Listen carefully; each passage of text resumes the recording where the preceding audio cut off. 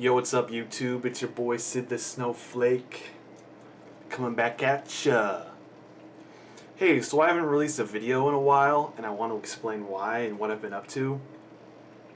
So, as many of you know, I am a college graduate who has a college degree in accounting, and I can't find a job worth a shit.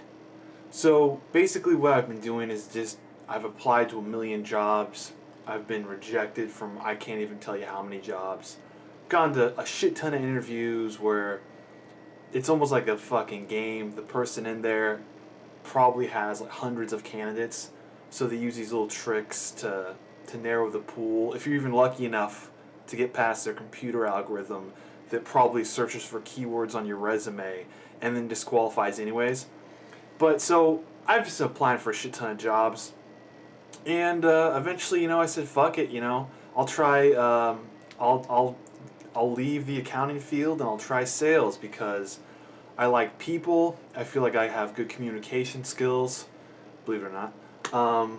I like to, I can get people to like me. I'm good at building rapport. So all the stuff that like a salesman would be good at, I feel like I would succeed in. So, there's been some difficulties, obviously, from transitioning from an accounting career to a sales career.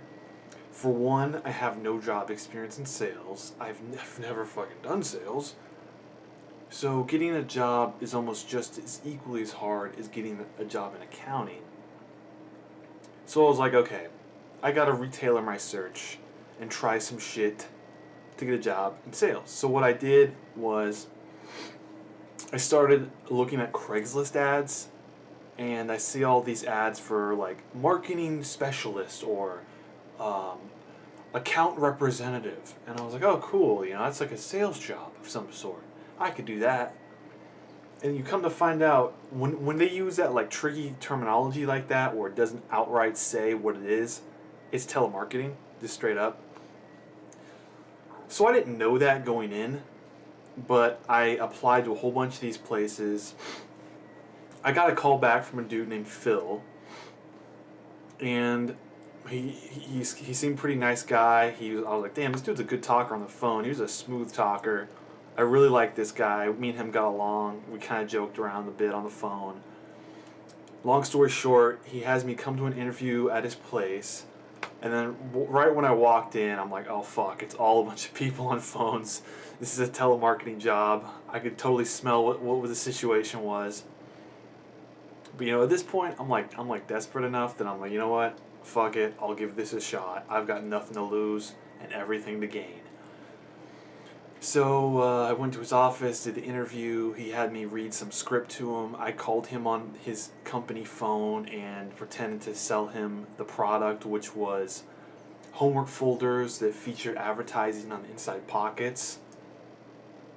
I mean, the product itself didn't seem like that bad. I mean, you're selling advertising space on a kid's homework folder. I mean, there's a lot worse things you could be selling, right? It's not that Cutco shit where you go door to door selling knives. That would be pretty tough for me, I think. So he ended up liking me. He thought I did the spiel pretty good. So I started work the next day immediately. And I didn't know what the fuck to think. I didn't know what I was going to do, man. Like, I was thinking to myself, like, oh shit, like, am I in over my head? How am I going to handle this? Am I going to sound like a phony? So, my first day there, they made it clear to me that this job is dependent on making 100 calls a day. And that means and that means calling all these fucking businesses. And these aren't just like one like business fucking section. This is like you call businesses across the nation who are all close to the school you're working on. So I was just calling fucking random industries like orthodontists and plumbers and pest control dudes. And the whole name of the game was you want to sell the pitch to the decision maker, basically the owner of the company. But to do that, you basically have to trick the receptionist, who they call the gatekeeper. You've got to trick the receptionist into basically giving you over or handing you over to the decision maker. Which, this is the part that bothers me the most, okay, is you don't even want, you want to build rapport with the receptionist, so ask her how her day's going, like maybe say like a funny joke. In my case, I was using the dumbest like openers, man. I called up one orthodontist and I was like, hey, can you help me? I lost my puppy. And she's like, oh my god, okay, it's funny, I like you, okay, what do you want? And like, then I was able to say, hey, you know, I'm trying to sell these homework folders. Is your boss there? You know, is the decision maker there? Can I talk to them? And she's like, oh no, he's not in, but I can give you his email address. So that kind of bothered me because I wasn't just outright selling my product and they knew I was selling my product. It was almost a form of trickery. Like I had to try and win over this person or just sweet talk them and then hit him with the pitch. It wasn't like they saw me wearing a suit, they said, hey, I'm a salesman, and then I came and gave them a pitch and they could say no or yes. It was like kind of like deceptive and I had to be sneaky and like that kind of made me feel unsettled. But really, the thing that was obviously the hardest, and I knew this coming in, was the rejection. I mean, good God, dude. If you make 100 calls, you'd be lucky to get one sale. And after my first day, I made probably about 110, 120 calls, and I got one bite.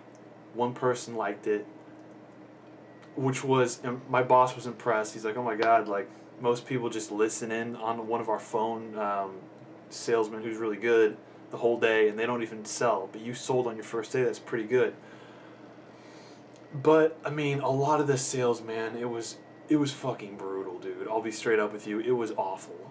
A lot of the times, you'd be calling people, and they'd be like, they hear your voice, they'd hear you trying to build rapport with them, and they'd instantly sniff you out and be like, oh fuck, this is a salesperson, it's a telemarketer. I fucking hate them. So they'd instantly be like, yo, bro, what you trying to sell me? Or they'd be like, oh my God, it's dinner time. Why you call me during dinner time? Fuck you. And I'd be like, oh God, okay, sorry. I'll call back, maybe never. And then I just hang up. Sometimes you would get a nice person, and they would be like, you know what, I like your sale. That was cute what you said, but I'm not interested. And I'd be like, okay, that's perfectly fine. You know, I'm just getting paid for this. And what I noticed from this was the girls who I knew were black girls, and I know they were black girls because they'd have a name like Rashonda or, you know, some stereotypical black girl name. They were so much nicer than the white girls, dude, or just whoever. Like, I don't know what it is, I'm not trying to be racist, but black girls by far were way nicer on the phone. I'd rather fucking talk to them because they just were not haters. Fucking white girls are some crazy bitches, man. They are just mean and ruthless. And in general, I felt like women were actually better to talk to on the phone. If you talk to a male on the phone, he was just going to be the biggest dick. Like, I called an orthodontist and like a pest control guy, and it was the owner of the company. Immediately the guy was like, what are you trying to sell me? Huh, fuck you. Or they just hang up. Like, they were just the worst, man. And, you know, that was just a tough job. I came in for the first day. I got that sale. My boss was impressed, but you know, something that just kind of just didn't feel right. Like, I felt like for how much it paid, and it wasn't great pay, it was taking a lot out of me to just get rejected like that. And I'm not saying that I didn't expect that rejection, because I definitely knew coming in it was going to be like that. I guess what hurt me the most was the fact that you would be rejected so many times before you got a sale.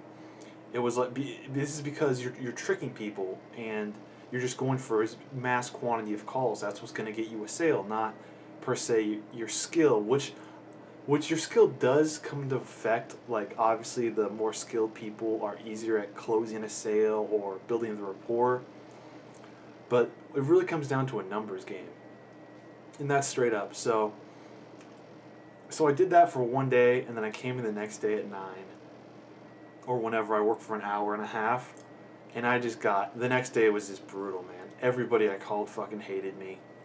I was just the big fucking disaster.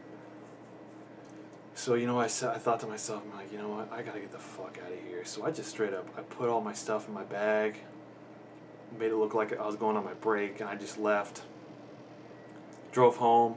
I emailed the guy I worked for, Phil, and I'm like, Phil, sorry for wasting your time, man. I'm not a good fit here. I genuinely liked you, but this is not for me. And he's like, you know what? That's okay.